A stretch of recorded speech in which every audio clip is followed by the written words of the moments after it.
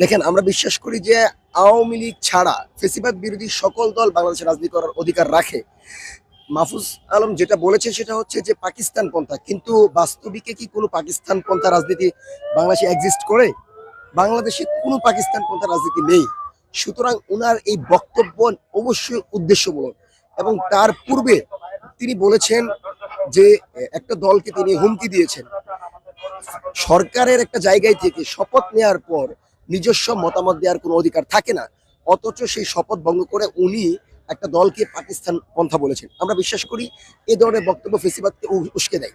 এবং আপনারা দেখেছেন যমুনা এবং তার পরবর্তী শাহবাগ নিশ্চিত করেছে ফেসিবাদের পতন, নিশ্চিত করেছেন ফেসিবাদের পতনের ধ্বনি। সুতরাং এদেশে পাকিস্তান পন্থা বলে কিছু নেই। আমরা পাকিস্তান পন্থাকেও সমর্থন করি না, আমরা দিল্লি পন্থাকেও সমর্থন করি না, ওয়াশিংটনকেও সমর্থন করি না। আমরা মনে করি কূটনৈতিকভাবে সবার সাথে সম্পর্ক থাকবে।